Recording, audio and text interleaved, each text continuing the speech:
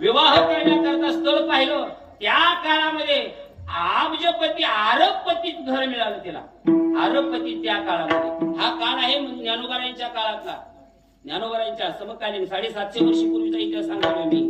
750 वर्षपूर्वी अरबपती घराला मिळाला आणि आनंद वाटला लक्ष्मणाला. वा, माझ्या भावाच्या लेकीला काय स्थळ आलो. आणि घरी आला ना आनंदानं सांगायला लागला. पण घरी जी पत्नी होती ती पत्नी म्हटली, कळतं का? म्हणजे काय झालं, आपल्या लेकराचं बघायचं तर भावाची पोरगी द्यायला श्रीमंताच्या आणि आपलीला रोजगाऱ्याला. आणि ही औषध बाबा बाबा बाबा आमच्यासारख्या महाराज सुद्धा ह्याच्यातून औषधातून सुटत नाही. सुटत नाही ते इंदुरीकर महाराजांनी सांगू जाणं, आमटी इज रिव्हर्स रिव्हर्स रिव्हर्स. आपल्या मुलीचा विचार करावा. भावाच्या मुलीला तुम्ही स्थळ बघून आला, उद्याच्या उद्या जा आणि माझ्या मुलीसाठी प्रस्ताव मांडून या.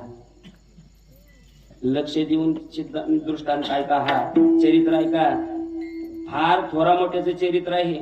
आणि तो लक्ष्मण गेला, अरे भावाच्या मुली करता स्थळ बघितलेलं, पदर पसरला त्या पोराच्या बापाकडं आणि म्हणला, दादा माझ्याकडून चुकलं.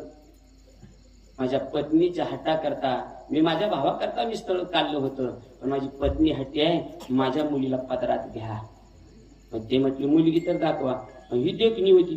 ती पोरग म्हणला, बरं आहे की म्हणला, तयार आहे म्हणला मी.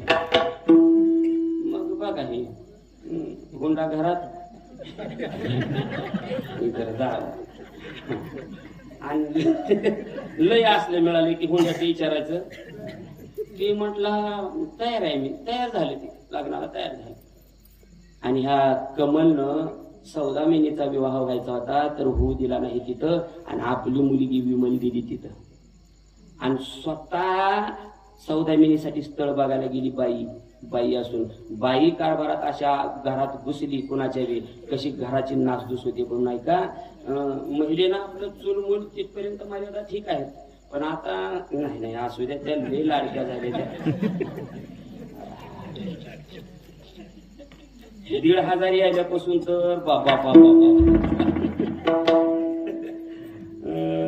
अजून माझ्या हातावर रुपये आला नाही बाबा.